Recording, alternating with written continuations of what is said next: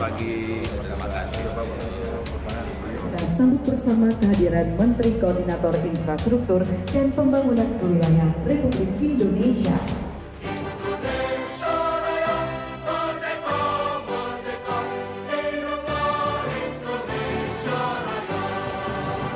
Manggala Buana Santi bermakna sebagai penjaga lingkungan agar selalu damai demi kesejahteraan masyarakat. Semua program-program dari Pak Prabowo, Pak Presiden, mesti ada gambaran sekarang.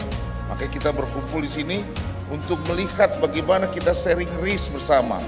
Pengabaian dari satu instansi tadi yang tidak melaksanakan, tidak menilai risiko, ini akibatnya pasti tidak akan mencapai manfaat. Ini yang perlu kita pahami, bekerja untuk bisa mensukseskan pembangunan yang selama ini tidak maksimal kita lakukan. Setelah minggu lalu kami menerima Bapak Ateh selaku Kepala BPKP dan para deputi di kantor Kemenko Infrastruktur dan Pembangunan Kewilayahan. Alhamdulillah bisa di follow up dengan forum yang luar biasa. Saya rasa ini menjadi salah satu milestone jika kita ingin memperbaiki kinerja pembangunan secara nasional ke depan. Saya tentu ingin menjadi bagian yang tidak terpisahkan dari semangat yang digelar oleh BPKP selama ini, yang juga kita jadikan sebagai tonggak untuk bisa mewujudkan pembangunan di berbagai sektor yang semakin baik ke depan. Oleh karena itu, saya tentunya memberikan apresiasi yang setinggi-tingginya kepada BPKP yang akhir-akhir ini juga selalu menjadi referensi Bapak Presiden kita, Bapak Prabowo Subianto, yang selalu menekankan pentingnya kementerian, lembaga, dan semua stakeholder dalam pembangunan ini untuk bermitra erat dengan BPKP agar benar arahnya dan dijaga agar tidak melakukan kesalahan-kesalahan. Apalagi kalau kesalahan itu fatal dan menyebabkan kita semua bermasalah. Jadi pahalanya insya Allah besar Pak BPKP ini. Kalau bisa mengawal kita semuanya, mengawal, mengingatkan, menegur, mengaudit, tapi yang lebih penting adalah bagaimana meyakinkan pembangunan untuk rakyat ini benar-benar terwujud. Saya akan mulai dari tantangan global saat ini, yang tentunya berdampak langsung terhadap Indonesia. Populasi dunia yang terus bertambah, begitu pula dengan Indonesia, menghadirkan kompetisi antar bangsa, memperebutkan sumber daya alam yang juga semakin menipis. Kita tahu bahwa saat ini masih cukup banyak kelangkaan pangan, energi, dan juga air bersih. Dan Indonesia sebagai negara yang besar, negara yang kaya dengan sumber daya alam, tidak boleh kita tidak memiliki ketahanan, juga kemandirian dalam bidang pangan, energi, dan air. Kita jangan sampai terjebak dalam situasi yang memberatkan kita semua, rakyat Indonesia, apalagi kalau kita terseret masuk ke dalam konflik perebutan sumber daya tadi, yang seringkali juga berujung pada konflik yang berkepanjangan antar negara. Ini ditambah dengan situasi geopolitik dunia, ada perang di sana-sini yang juga seringkali menyebabkan harga komoditas, bahan baku, pangan, dan juga energi yang sulit untuk kita kontrol. Oleh karena itu, mengapa Presiden Prabowo Subianto menekankan pentingnya kita mewujudkan ketahanan dan swasembada pangan, energi, dan air berangkat dari situasi global dan di kawasan saat ini. Kemudian juga kita tahu bahwa dampak dari krisis iklim ini benar-benar nyata. Tadi baru bicara faktornya pertumbuhan penduduk dihadapkan pada sumber daya menipis. Nah, krisis iklim kita tahu juga akan terus menghantui kita. Bencana akan terjadi di mana-mana. Indonesia sendiri akan terus menghadapi bahaya terhadap dampak dari pemanasan global, bisa menyebabkan gagal panen, produktivitas yang menurun, dan kita semua akan mengalami kesulitan. Oleh karena itu, kita juga harus memiliki resiliensi terhadap berbagai ancaman dari krisis iklim ini. Kita sekarang lihat bahwa Human Development Index Indonesia, unfortunately saat ini kita belum bagus. Kita harus jujur mengakui Indonesia dihadapkan pada 10 negara di ASEAN, posisi indeks pembangunan manusianya itu nomor 6. Sedangkan kalau dihadapkan di antara negara-negara di dunia, kita di ranking 112. Artinya PR kita untuk membangun kualitas hidup, membangun kapasitas sumber daya manusia bangsa ini masih besar. PR kita masih banyak. Bicara pendidikan, kesehatan, dan juga peningkatan kesejahteraan sebagai 3 elemen dasar dari Human Development Index. Oleh karena itu, kalau orientasi pembangunan kita bukan hanya pada beton dan baja, tapi juga bagaimana dampaknya bisa meningkatkan ini, artinya pembangunan kita, arah dan orientasinya sudah benar. Sebaliknya, kalau infrastruktur yang kita bangun tidak berdampak pada ini, tidak berdampak pada peningkatan kapasitas manusia, tidak meningkatkan daya saing bangsa, artinya kita mungkin agak melenceng dari arah yang benar. Ini adalah wake up call buat kita semuanya. Dan saya rasa semua yang ada di ruangan ini ingin Indonesia kita maju karena rakyatnya makin sejahtera dan semakin memiliki kualitas hidup. Yang berikutnya, GNI per kapita. Tatkala kita berharap Indonesia terus menjadi negara yang kuat secara ekonomi dan kita saat ini sebagai anggota G20, posisi GDP kita di angka 15 atau 16 dunia. Tetapi jumlah penduduk kita yang besar artinya kita juga harus membagi itu kepada semua. Akhirnya pendapatan per kapita kita masih relatif stuck di angka 4.780 US dollar per kapita. Artinya kita masih berada dalam kategori middle income. Sering kita mendengar jargon selama ini bahwa kita harus segera keluar dari middle income trap. Kapan waktunya?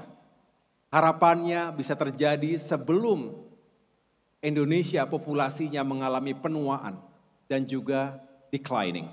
Kita akan menghadapi bonus demografi, mari kita manfaatkan ini dengan sebesar-besarnya hingga Indonesia bisa menjadi negara yang berpendapatan tinggi. Yang berikutnya adalah I-Core. Ini Pak Ateh, kita sering diingatkan oleh Bapak Presiden kita bahwa I-Core kita ini masih tinggi di angka 6 sekian. Dibandingkan dengan sejumlah negara, katakanlah Singapura di angka 4. Artinya ada yang masih kurang efisien. Jadi incremental capital output ratio ini tentu mengindikasikan bahwa kita harus lebih produktif dan kita harus lebih efisien. Karena dari itu kita bisa tumbuh lebih tinggi lagi.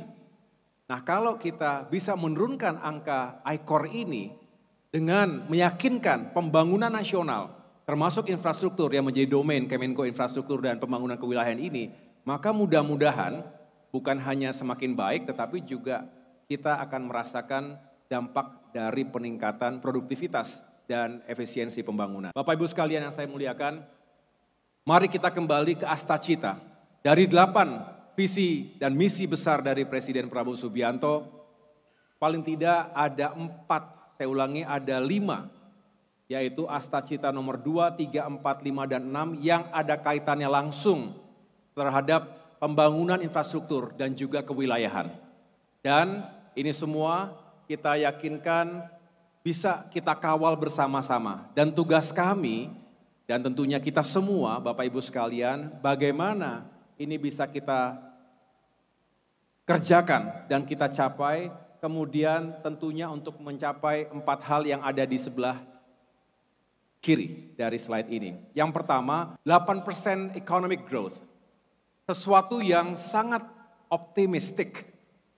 Ada yang mengatakan ambisius, tetapi dihitung oleh Bapak Presiden kita Dan saya rasa kalau kita sekali lagi bisa meyakinkan bahwa tidak ada inefisiensi termasuk kebocoran APBN dan kita bisa meningkatkan pendapatan kita secara signifikan termasuk melalui kerja-kerja BUMN, saya rasa kita bisa mengejar pertumbuhan yang tinggi. Karena kalau 8% bisa kita capai tentu akan terjadi peningkatan yang signifikan. Yang kedua tentu sekali lagi kita mendorong agar terjadi peningkatan kualitas sumber daya manusia. Yang ketiga, kita ingin mencapai swasembada pangan, energi, dan air. Seperti yang saya sampaikan tadi. Tetapi yang keempat yang tidak boleh dilupakan, sebagai warga dunia yang bertanggung jawab, kita juga ingin mewujudkan agenda Sustainable Development Goals 2030, di mana dunia diharapkan semakin sejahtera karena kemiskinan, ketimpangan, kelaparan itu bisa kita eradikasi. Dan yang terakhir adalah bagaimana kita juga mewujudkan komitmen kita bersama untuk net zero emission. Bagaimana kita bisa mencegah pemburukan dari pemanasan global dan krisis iklim. Kita pada akhirnya ingin mewujudkan pembangunan infrastruktur dan kewilayahan yang berkeadilan dan juga berkelanjutan. Sustainable economic growth with equity. Berkeadilan artinya semua elemen masyarakat mendapatkan nilai itu sendiri, nilai pembangunan dan juga berkelanjutan. Artinya kita berpihak pada pelestarian dan proteksi lingkungan dan alam kita. Oleh karena itu Bapak Ibu sekalian, izinkan saya sekaligus memperkenalkan apa itu Kemenko Infrastruktur dan Pembangunan Kewilayahan yang merupakan Kemenko baru. Artinya bahwa Presiden Prabowo memiliki urgensi. Mengapa dibentuk satu Kemenko khusus untuk infrastruktur? Ada 5 kementerian teknis, bisa dilihat di depan ini, yang menjadi bagian dari koordinasi Kemenko ini. Yang pertama, Agraria dan Tata Ruang, Badan Pertanahan Nasional. Saya 8 bulan di sana, tentunya berurusan dengan lahan dan tata ruang. Kita berharap ke depan benar-benar kita wujudkan One Map Policy dan juga Single Spatial Planning Policy. Kalau tata ruang, darat, laut, udara maupun bawah tanah, ini kita tata dengan baik, kita kelola dengan baik, saya rasa pembangunan kita akan semakin terarah, akan menghindari overlapping regulations. Satu peta, satu referensi, satu basis data, artinya tidak ada lagi gap and overlap antar daerah di Indonesia. Yang kedua, Kementerian Pekerjaan Umum. PU ini menjadi backbone, pembangunan konstruksi yang berkualitas. Ini benar-benar diharapkan di semua aspek. Sejauh mata memandang kita akan melihat karya konstruksi. Sangat visual, kalau bagus ya bagus, kalau tidak bagus akan sangat terlihat juga. Saya ingatkan kepada jajaran PU, mari kita bangun konstruksi dan infrastruktur ini benar-benar mengedepankan faktor keamanan, kenyamanan, dan estetika tentunya. Karena sekali lagi infrastruktur yang baik akan bertahan lama dan akan digunakan secara optimal. Tadi Pak Ate juga sudah mengingatkan banyak sekali mungkin yang belum terkoordinasikan selama ini. Dan itulah tugas kita semua, tanpa melihat ke belakang terlalu jauh, kita ingin meyakinkan bahwa ke depan segala sesuatunya lebih terintegrasi, baik dari perencanaan, eksekusi, dan evaluasinya, sehingga tidak ada yang terbengkalai. Kemudian Kementerian Perumahan dan juga Kawasan Permukiman, ada program unggulan Bapak Presiden yaitu membangun 3 juta rumah rakyat setiap tahunnya. Ini juga sesuatu yang luar biasa yang harus kita kawal bersama. Kemudian Kementerian Transmigrasi dihidupkan kembali bukan seperti era Orde Baru yang lalu, tetapi bagaimana dengan program transmigrasi yang kekinian, ini wilayah-wilayah Indonesia yang masih tertinggal, yang juga pembangunannya belum maksimal, termasuk yang penduduk yang masih jarang, ini bisa kita lakukan revitalisasi dan juga diupayakan pada transmigrasi lokal, terutama untuk Indonesia bagian timur, termasuk Papua. Dan yang terakhir, Kementerian Perhubungan. Ini saya rasa Bapak Ibu sangat menguasai betapa pentingnya konektivitas di Indonesia antar wilayah, darat, laut maupun udara. Jangan sampai cost of logistics yang terus tinggi, misalnya ke Indonesia bagian timur, menyebabkan pembangunan juga akan macet, tidak akan bisa mengejar ketertinggalan antara Indonesia Timur dengan Pulau Jawa misalnya. Dan kita berharap daerah-daerah 3T juga semakin berkembang dan maju karena tersentuh oleh pembangunan infrastruktur. Saya lanjutkan Bapak Ibu sekalian, sinergi dan kolaborasi adalah tanggung jawab kita semuanya. Lintas sektor, cross-sectoral risk management, bahwa tidak ada satu entitas kementerian, lembaga atau badan manapun yang bisa berdiri sendiri, pasti saling terkait. Dan disitulah urgensi kementerian koordinator yang saya bermohon akan terus dikawal oleh BPKP. Saya lanjutkan, manajemen risiko pembangunan nasional seperti tema hari ini, AND. Apa tadi? Accelerating National Development Risk Management Implementation. Jadi ada kata akselerasi, artinya ada yang macet, ada yang belum bekerja secara penuh. Sehingga kita perlu lakukan sesuatu, intervensi melalui policy diperlukan. Sebelum saya masuk ke sana, saya ingatkan kepada kita semua bahwa ini sering sekali kita temui trilema pembangunan infrastruktur. Ini secara strategis, yang ini secara teknis di lapangan. Saya tidak ingin mengajari siapapun karena Bapak Ibu lebih dulu berada di wilayah itu, tetapi paling tidak ini analisa tugas pokok dan belanja masalah selama beberapa minggu terakhir ini. Saya mencoba untuk memetakan ternyata banyak sekali yang memang berada di wilayah ini ketika kita dihadapkan pada trilema antara capacity, utilization, dan juga sustainability. Contohnya, ada bandara yang sudah over capacity. Nggak mungkin lagi itu bisa kita perluas karena lokasinya tidak bisa ditambah. Akhirnya kita coba bikin di tempat yang baru, tetapi mungkin karena terburu-buru dan kurang planning yang terintegrasi tadi antar stakeholders, akhirnya dibangun yang megah, yang besar dengan biaya yang juga tidak murah, triliunan rupiah, tetapi setelah jadi sepi, bahkan bisa dikatakan tidak ada yang menggunakan. Jadi ini sangat tidak optimal utilisasinya. Penggunaannya tentu menjadi tidak worth it setelah menghitung cost dan resiko yang telah dikeluarkan. Oleh karena itu tidak boleh lagi terjadi seperti itu, dan ini akan terkait pada bagaimana kita memaintain infrastruktur tadi. Ini bisa bandara, bisa dermaga, bisa bendungan. Tadi dicontohkan juga bagaimana bendungan kita harus diyakinkan saluran irigasinya ini juga dibangun sehingga meningkatkan produktivitas pertanian. Tapi ini bukan hanya masalah pusat, ini juga sangat terkait pada pemerintahan di daerah. Tata kelola pemerintahan daerah. Ini yang diingatkan oleh Bapak Presiden hari Kamis di Sentul di depan pejabat pemerintah daerah, provinsi, kabupaten, kota termasuk Forkopimdanya. Sedangkan yang di sebelah sini terkait dengan trilema di tataran teknis. Kita sering menghadapi pastinya bagaimana kita harus memilih antara quality, cost dan juga waktu pengerjaan. Timeline-nya seperti apa. Mau bagus dan cepat tentu biayanya lebih besar. Mau murah tapi bagus tentu lebih membutuhkan waktu. Dan seterusnya. Tetapi saya rasa dengan efisiensi dan pengawalan dari BPKP ini mudah-mudahan anggaran yang tersedia dari APBN maupun dari sumber-sumber yang lain ini bisa menghasilkan output yang optimal. Bapak Ibu sekalian, resiko dalam pembangunan nasional bisa dilihat dari berbagai aspeknya. Saya tidak ingin terlalu banyak di sini, tetapi mari kita benar-benar membangun sebuah komitmen. Tadi saya catat Pak Ate, ada 5 critical points.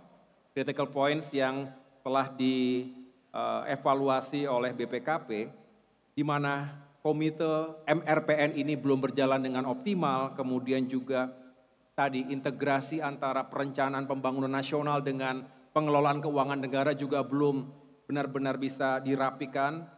Tetapi saya rasa ke depan kalau ini sudah berjalan dengan baik, termasuk tadi Bapak menyampaikan selalu kita buat early warning system, baik ke Presiden maupun ke jajaran yang lainnya.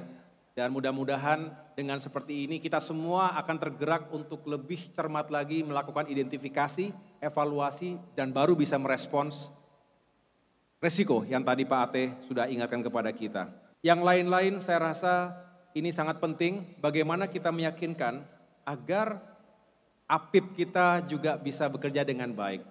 Sertifikasi yang ditawarkan tadi oleh BPKP juga penting karena tanpa kompetensi yang memadai saya rasa juga sulit kita untuk menggelar segala sesuatunya secara objektif dan rasional.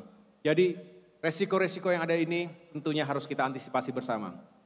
Yang berikutnya adalah, ini permasalahan klasik, ini juga temuan BPKP yang kami jadikan sebagai evaluasi dalam pembangunan infrastruktur ke depan. Pengadaan lahan, ini juga selalu menjadi PR besar, sering bermasalah, sering kompleks dan juga akhirnya memperpanjang masa pembangunan. Delaying time of development ini akan selalu menjadi tantangan bagi kita. Integrasi data dan perencanaan juga harus diperbaiki, pembiayaan juga harus prudent, kemudian kualitas pembangunan harus dijaga, jangan sampai sembarangan dan tentunya dilakukan pemerataan seluruh wilayah Indonesia sehingga tidak ada yang tertinggal di negara kita. Yang terakhir, ini mengingatkan diri sendiri dan kita semua, ini adalah pesan dan harapan dari Bapak Presiden Prabowo agar ke depan kita perbaiki, kita cegah kebocoran APBN. Kebocoran bukan hanya karena fraud, bukan hanya karena intention kita untuk mengambil uang rakyat, uang negara, tetapi karena inefisiensi yang diakibatkan tadi, perencanaan yang kurang matang. Kemudian tata kelola pemerintahan yang juga tidak diselenggarakan dengan baik, baik pemerintah pusat maupun daerah. Dan yang terakhir, karena tadi kita belum menerapkan kebijakan dan mengimplementasikan berbagai aturan dan juga regulasi dan kebijakan MRPN. Dan mudah-mudahan ke depan ini bisa segera diwujudkan. Demikian Bapak Ibu sekalian yang dapat saya sampaikan. Sekali lagi saya mengucapkan terima kasih kepada BPKP yang telah menyelenggarakan acara ini. Selalu senang bisa kembali ke Island of Paradise Bali. Semoga dari tempat ini kembali kita ke tempat masing-masing dengan semangat baru untuk mewujudkan pembangunan nasional khususnya infrastruktur yang lebih berkeadilan dan berkelanjutan karena di backup oleh sistem dan manajemen resiko yang prudent, yang kredibel untuk bisa meyakinkan pembangunan kita sukses dan kita semuanya selamat sebagai penyelenggara negara. The Accelerating National Development Risk Management Implementation Forum 2024 is now officially open.